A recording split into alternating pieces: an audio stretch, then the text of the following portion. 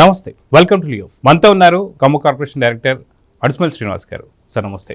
నమస్కారం అండి. ఈరోజు ఏబిఎన్ ఛానల్ దగ్గర వైసీపీకి సంబంధించిన నేతలందరూ వచ్చేసి ధర్నాలు చేస్తున్నారు.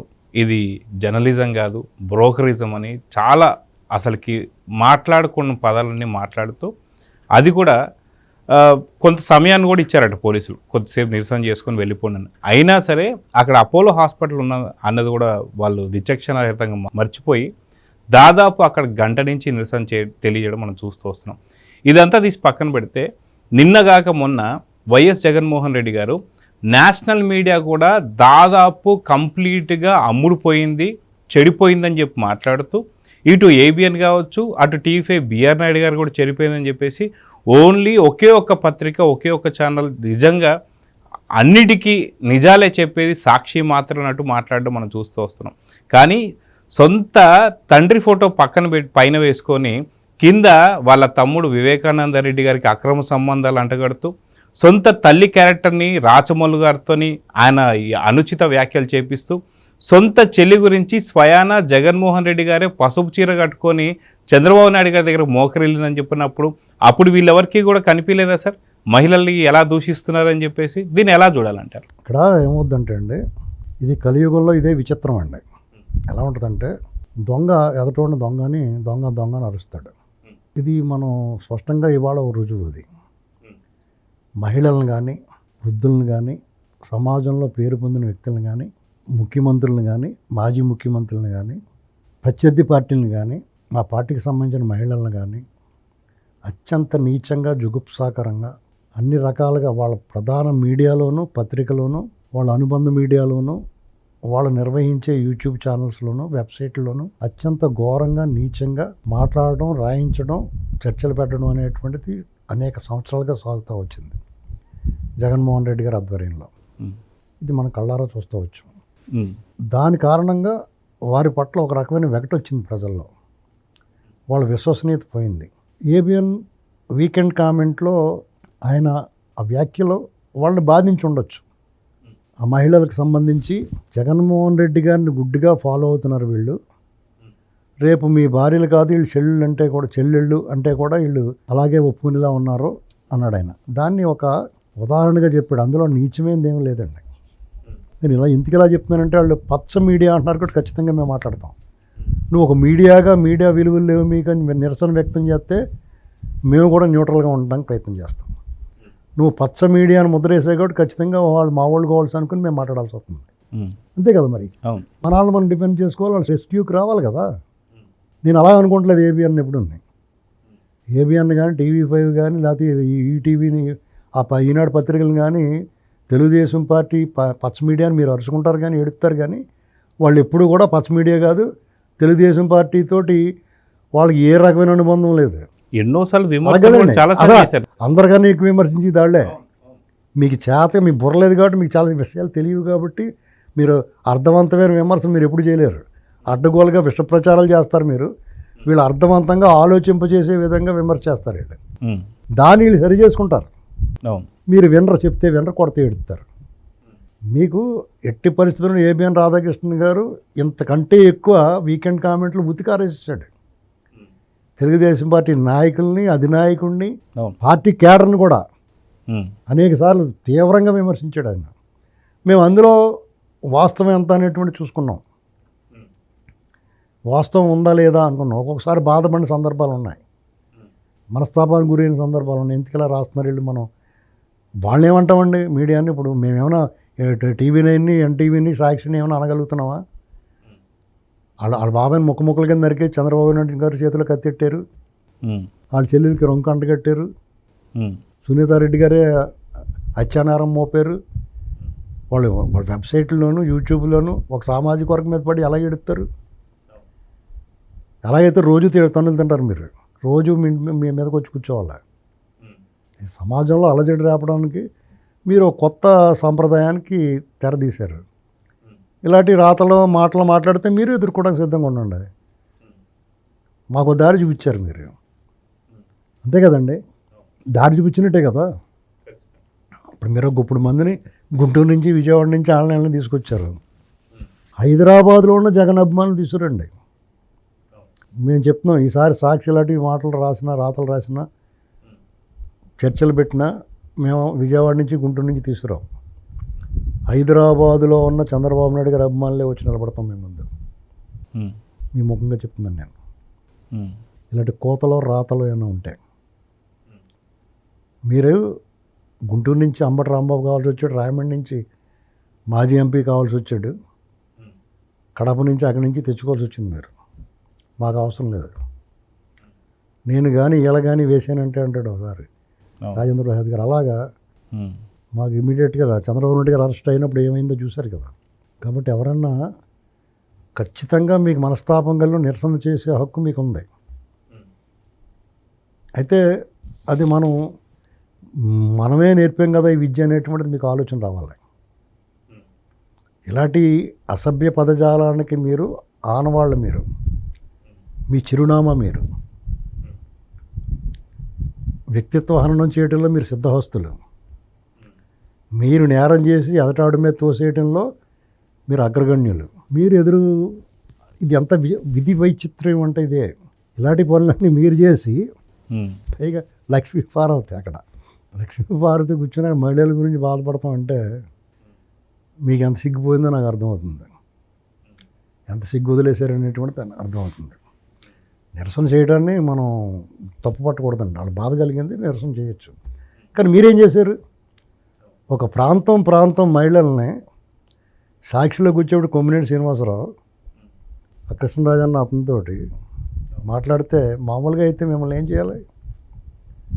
సాక్షి పార్టీ ఉండకూడదు కదా సార్. ఒకళ్ళు ఇళ్ళ నిరసన మొత్తం మీ అన్నింటినీ క్లోజ్ చేయించాలి వాళ్ళే. కానీ అక్కడ ఉన్న ప్రభుత్వం, చంద్రబాబు నాయుడు గారు, ఆ పార్టీని అనుసరించేవాళ్ళు సానుభూతి వాళ్ళు, ప్రజాస్వామ్యవాదులు, అరాచకవాదులు కాదు. కాబట్టే మీరు మన్నగలుగుతున్నారు వాళ్ళకి కూడా.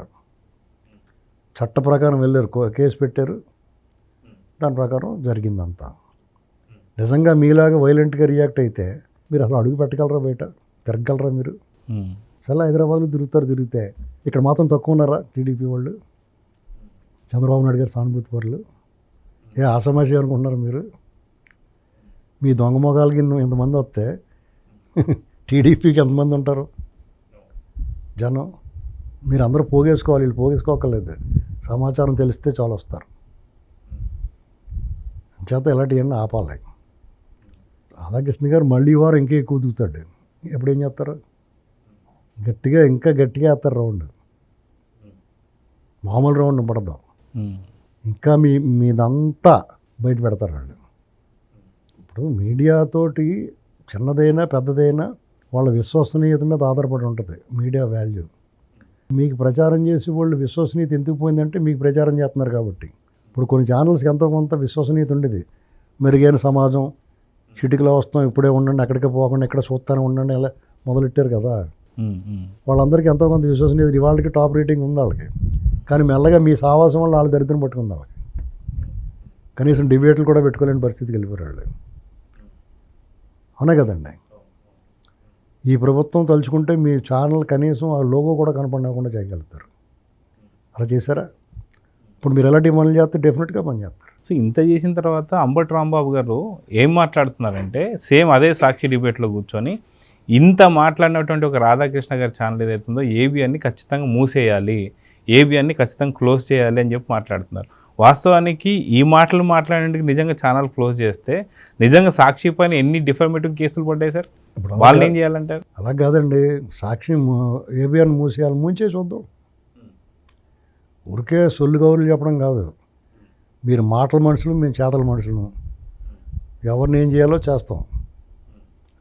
ఏబిఎన్ రాధాకృష్ణ నిజంగానే దమ్మున్నవాడు అండి. ఇవాళ చెప్తున్నాను నేను. ఇలాంటి వాళ్ళు ఎంతమంది వాళ్ళ నాన్నే చూసాడు. నువ్వెంత? కేసీఆర్ తక్కువ చేశాడా?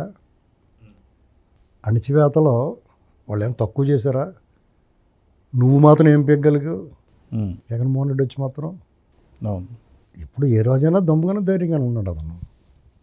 ఇవాళ అలాగే ఉంటాడు. అసలు నథింగ్, అలా దీని గురించి పట్టించుకుని ఉన్నాడు అతను. అసలు దీన్ని లెక్కే చేసి ఉన్నాడు. ఒకటి, నువ్వు పచ్చ మీడియా అంటే మేము మాట్లాడతాం. మీరు ఏబిఎన్ని పత్రికల్ని మీకు వ్యతిరేకంగా రాసినందుకు మాట్లాడుకుంటే మీ ఇష్టం. జనరల్గా అలాంటి తప్పు అని నేను చెప్తున్నాను. అటువంటి ఇప్పుడు అవతల హర్ట్ అయ్యే విధంగా రాయటం అనేటువంటిది ఖండిస్తాం. నువ్వు పచ్చ మీడియాను ముద్ర అయితే ఖచ్చితంగా మేము ఓన్ చేసుకుంటాం. అవునా కదండి? నేనైతే పచ్చ మీడియా కాదంటున్నాను, ఖచ్చితంగా పచ్చ మీడియా కాదు. మాకు కూడా అనేక సార్లు బాధ వచ్చేలా మాట్లాడారు వాళ్ళు. మాకేం సపోర్ట్ ఎవరు వాళ్ళు, మాకేం సపోర్ట్ చేయరు వాళ్ళు. ఉన్నదన్నట్టు చెప్తే మీ దరిద్రాలన్నీ బయట పెడతారు అంతే. టీడీపీ తప్పు చేత కూడా మాట్లాడుతున్నారు కదా వాళ్ళు. ఇదే సాక్షి గతంలో ఏబిఎన్ రాధాకృష్ణ గారు యూటర్న్ తీసుకోబోతున్నారు అని చెప్పేసి ఏదో ఒక ఆర్టికల్ రాసినందుకు కొంత వ్యతిరేకంగా ఉంది అని చెప్పేసి అక్కడ ఆ రాధాకృష్ణ గారు యూటర్న్ తీసుకున్నారని చెప్పి వీళ్ళ సాక్షియే రాసింది సార్. అలా కాదండి, యూటర్న్ కాదండి, వాళ్ళు ఏ టర్న్ తీసుకోరు. వాళ్ళు టీడీపీకి మొయ్యాల్సిన అవసరం వాళ్ళకి లేదు. అలాగని ఎవరిని మొయ్యడు అతను డిఫరెంట్ క్యారెక్టర్ అండి. అది వీళ్ళకి అర్థం అవ్వట్లేదు. వాళ్ళ నాన్న దగ్గర నుంచి వాళ్ళ నాన్న రాత్రులు మాట్లాడుకున్నట్టు అడిగితే చెప్తాడు వాళ్ళ నాన్న. వీళ్ళు అలాంటి వాళ్ళు. రాజశేఖర రెడ్డి గారు పాదయాత్ర చేస్తున్నప్పుడు ఎవరు కవరేజ్ ఇచ్చారండి? ఈనాడు, ఆంధ్రజ్యోతి విపరీతమైన కవరేజ్ ఇచ్చారు. మిగతా వాళ్ళ పత్రికలు ఏమి వాళ్ళు అనుకున్న వాళ్ళు ఎవరు చేయలేదు. రాజశేఖర రెడ్డి గారు గవర్నమెంట్లో ఉన్నప్పుడు కూడా 6 పత్రికలను ఆయన కావాలని దూరం పెట్టి వాళ్ళ మీద ముద్ర వేసాడు. కానీ వాళ్ళు ఎప్పుడూ కూడా నిష్పక్షపాతంగానే ఉన్నారు. అప్పుడు తెలుగుదేశం తప్పు చేస్తే తెలుగుదేశం మాట్లాడేవారు వాళ్ళు. ఇవాళకనే అవును, ఈనాడులో కూడా తెలుగుదేశంలో పరిపాలన ఏమైనా తేడా ఉంటే ఖచ్చితంగా మాట్లాడతారు వాళ్ళు. పనుల జాప్యం అమరావతిలో, లేకపోతే పోలవరంలో సరిగ్గా పనులు జరగట్లేదు, బాగా జరుగుతున్నాయి, లేకపోతే ఏది ఉంటే ఉన్నదన్నట్టు మాట్లాడతారు. ఎమ్మెల్యేలు అవినీతి ఉంది పలానా కూడా ఇలా చేస్తున్నాడని చెప్తున్నారు వాళ్ళు ఓపెన్గానే. వైసీపీ అధికారంలో ఉన్నటువంటి కొంతమంది నేతల్ని ఇప్పుడు ఇక్కడ పెట్టుకుంటున్నారు. చాలా వరకు చూసాను సార్ ఇట్లాంటి ఆర్టికల్స్. ఇప్పుడు మీకు వాళ్ళకి సరిగ్గా కాబట్టి ఆ పత్రికలకి ఈనాడుకి ఆదరణ ఉంటుందండి ఏబిఎన్ కన్నానే. ఎందుకంటే వాళ్ళు ముద్ర పడినా విమర్శ మానరు వాళ్ళు. ఇప్పుడు ముద్ర పడింది, ఇప్పుడు నేనేమన్నాను పచ్చ మీడియా అన్నారు కాబట్టి నేను ఓన్ చేసుకుంటాను అన్నాను కదా, వాళ్ళు అలా ఓన్ చేసుకోరు. అయితే ఏంటన్నట్టుగా రాస్తారు. ఇప్పుడు చంద్రబాబు నాయుడు గారిని డైరెక్ట్గా విమర్శించాడు ఆయన, ఏబిఎన్ రాధాకృష్ణ గారు అనేక సార్లు. వీకెండ్ కామెంట్లో ఎవడొకటి పడుతుంది డెఫినెట్గా. పత్రికా ప్రమాణాల్లో వాళ్ళు జర్నలిస్టులుగా వాళ్ళు రాస్తారు. జర్నలిస్ట్ అనేటువంటి వాడు అదృశ్య కత్తి, మంచు కత్తి లాంటిదన్నమాట అది. ఎందుకంటే ఈ సమాజంలో ఉన్న రుగ్మతలను చీల్చి చెండాడి దాంట్లో ఉన్న రోగాలను బయట తీయాల్సినోడు. దురదృష్టవశాత్తు ఈ సాక్షి లాంటివి వచ్చిన తర్వాత వాళ్ళు మంచినీటి బావుల్లో విషం కలిపి అందరినీ కలుషితం చేస్తారు. పెయిడ్ ఆర్టిస్టుల కింద మారిపోయారు అనలిస్టులు, జర్నలిస్టులు, చాలామంది ప్రొఫెసర్లు ఇలాంటి వాళ్ళందరూ పారితోషిక మేధావులు అయిపోయారు అంతా. లేదంటే కనుక ఒకనాడు జర్నలిస్ట్ వాళ్ళంతా దుర్భర దారిద్ర్యం అనిపిస్తున్నా కానీ నిజం కోసం పోటపడేవాడు. నికార్సైన జర్నలిస్టు నిజం కోసం యుద్ధం చేస్తాడు, అబద్ధాన్ని అణిచివేయడానికి చూస్తాడు, నిజాన్ని నిర్భయంగా బయట పెడతాడు. ప్రాణాలు పోతున్నా సరే, యుద్ధంలో అయినా, పెను తుఫానులో అయినా, వరదల్లో అయినా, వానలో అయినా కానీ వార్తలాగా అందించేవాడు జర్నలిస్టు. అవినీతి అక్రమాలను వెలుగు తీసేవాడు జర్నలిస్టు. మీకు మళ్ళీ మీడియాని మేనేజ్ చేసుకుంటున్నాడు. ఇప్పుడు మన నేషనల్ మీడియా మీద నిందేశాడు జగన్మోహన్ రెడ్డి. దానికి ఏం చేయాలి? ఆ పని వాళ్ళు చేసేవారు. దేవులపల్లి అమర అక్కడ కూర్చొని చేసి పని ఏంటి? ఒక తెలంగాణ ఉన్న వ్యక్తికి అక్కడ పదవి ఇచ్చి జీతం ఇచ్చి చేసిన పని ఏంటి? అవును కదండి. అతను నిత్యం ఆంధ్ర మీద విషం కక్కేవాడికి వాళ్ళ ఊరికే నీతి కౌరులు చెప్తారు కానీ అన్నాటికన్నా ముఖ్యంగా లక్ష్మీభారత్ ఆడ కూర్చుందంటే దాని వాల్యూ పోయింది అక్కడ ఆ ధర్నాకి. పైగా అక్కడెక్కడి నుంచి తీసుకొచ్చి వీళ్ళు ఏమన్నా హైదరాబాద్లో మీకు జగన్ గారి అభిమానుల పేరుతో లేకపోతే అలాగే ఎవరన్నా వచ్చారంటే జగన్ గారు కూడా అభిమానులు ఉంటారు, లేకుండా ఎందుకుంటారు? ఖచ్చితంగా ఉంటారు. రాజశేఖర రెడ్డి గారు కొడుకు కాబట్టి ఆయన డెఫినెట్గా ఆయనకి అభిమానులు ఉంటారు.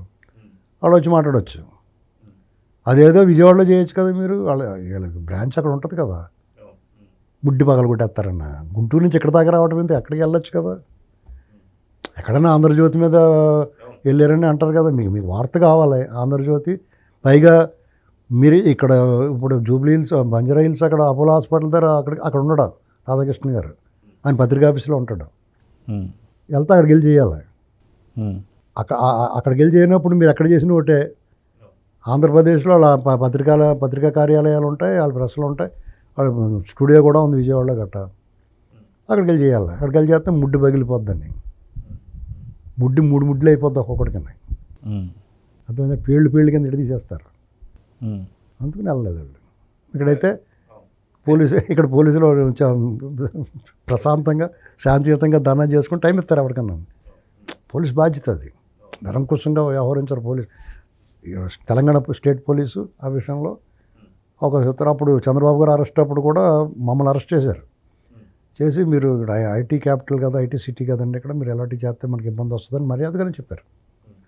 అప్పుడు కేటీఆర్ వాళ్ళు కొంచెం తప్పుగా మాట్లాడారు, కానీ పోలీసు మాత్రం చాలా సహనంగా వ్యవహరించారు. ఇది గుర్తుపెట్టుకోవాల్సింది ఏంటంటే వైసీపీ వాళ్ళు మీ కథ ముగిసింది. ఆరిపోయే ముందు దీపంలో మీరు ఏదో వంకెట్టుకుని ఇలా మాట్లాడటం వల్ల మీకేమీ అయ్యో పాపమని అని కూడా ఎవడో ఉండడు. ఎందుకంటే ఇలాంటి చండాలన్నీ మీ నోట్ల నుంచి వచ్చినాయే. మీ రాతలో, మీ మాటలో, మీ చేష్టలో ప్రజలకు వెగటొచ్చినాయి. మిమ్మల్ని వేరే ఓడిని అనే అవకాశం, అర్హత మీకు లేదు. అది గుర్తుపెట్టుకుంటే చాలు. సో అదిగాక మనం చూసుకుంటే నిన్న ఒకళ్ళు ఏబిఎన్ చేసినటువంటి ఒక శీర్షికలో వాళ్ళు మాట్లాడిన దాంట్లో కూడా పెద్ద తప్పు ఏం కనిపించడం లేదని చెప్పి చాలామంది అంటున్నారు. ఏంటి అంటే జగన్మోహన్ రెడ్డి గారు దాదాపు ఎన్నో టన్నులు తీసుకున్నారు.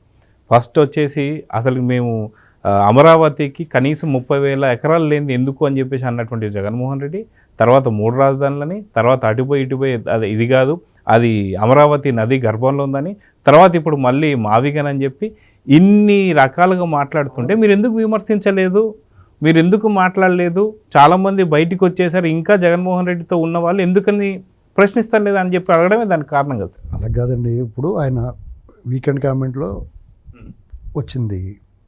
యాక్చువల్గా జగన్మోహన్ రెడ్డి ఇన్ని టర్న్లు తీసుకున్నాడో, యూ టర్ను, హెయిర్ పిండి బెన్ను, రకరకాల టర్నింగ్లు ఉంటాయి కదా పైకి ఘాట్ రోడ్ లాగా, అన్ని మెలికలు తిరిగేలా తీసుకున్నాడు అతను. దాన్ని ఒక రకంగా జనం మర్చిపోతున్నప్పుడు ఈయన మాట్లాడిన దాన్ని వీళ్ళు ఈ హైలైట్ చేయడం వల్ల అందరికీ మళ్ళీ గుర్తుకొస్తుంది.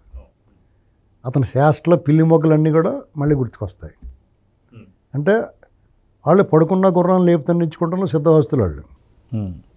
మళ్ళీ వాళ్ళే అందరికి గుర్తు చేస్తారు. అసెంబ్లీలో 30,000 ఎకరాలు ఉండాలి, అమరావతి రాజధాని, ప్రాంతాల మధ్య ద్వేషాలు ఉండకూడదని నేను ఒప్పుకుంటున్నాను అని చెప్పాడు. అధికారంలో రాకముందు ప్రచారంలో నా ఇల్లు ఇక్కడే కట్టుకున్నాను, అమరావతిలో గజాలు ఎక్కువిస్తాను, పెన్షన్లు పెంచుతాను, చంద్రబాబు కన్నా బాగా కడతాను అని చెప్పాడు. అధికారంలో రాగానే ప్రజావేది కూలగొట్టి అమరావతి కాదు ఇక్కడ 3 రాజధానులు, ఇది శ్మశానం, ఎడారి అన్నారు. అక్కడ ఉన్న బిల్డింగ్లన్నీ పోడెట్టేసాడు. టిడ్కో ఇళ్ళు కూడా పాకుడు పట్టించేసాడు ఆకుపచ్చగానే. ఏమండి ఇంత అరాచకం చేసినోడు నువ్వు మెలికలు. తర్వాత మళ్ళీ 3 రాజధానుల చట్టం చేసావు, దాన్ని సెలెక్ట్ కమిటీకి పంపించారు, తర్వాత కోర్టులో వేసావు, హైకోర్టు రాజధాని అమరావతి అందరూ వెనక్కి తీసుకున్నావు బిల్లు, సుప్రీంకోర్టుకి వెళ్ళావు, ఎన్ని విన్యాసాలు తర్వాత మళ్ళీ ఏమి లేవన్నావు, తర్వాత మళ్ళీ వైజాగ్ అన్నావు, నేను ఎక్కడ ఉంటే అక్కడే అన్నావు, వైజాగ్లో ప్యాలెస్ కట్టుకున్నావు, నువ్వు అందులో వెళ్ళటం లేకుండా నువ్వు ఓపెనింగ్ అవ్వకుండానే ఇంటికి వెళ్ళిపోయావు. ఇంత దరిద్రాలని నెత్తిని పెట్టుకుని కుక్కుని పేనులో పడి ఉండాలి నోరు మూసుకుని. మళ్ళీ మావిగన్నో గడిది గుడ్డి అంటూ వస్తే చీయనరు జనాల్లో విక్రిస్తున్నారు జనం. ఆ విక్రతను తట్టుకోలేకపోతున్నారు మీరు. సో చూద్దాం సార్, ఖచ్చితంగా ఈ యొక్క నిరసనలకి అయితే ఎవరు కూడా మద్దతు తెలుపుతలేదు. సో చూద్దాం జరగబోతుంది. నమస్తే sir. Please subscribe to Leo News for more videos.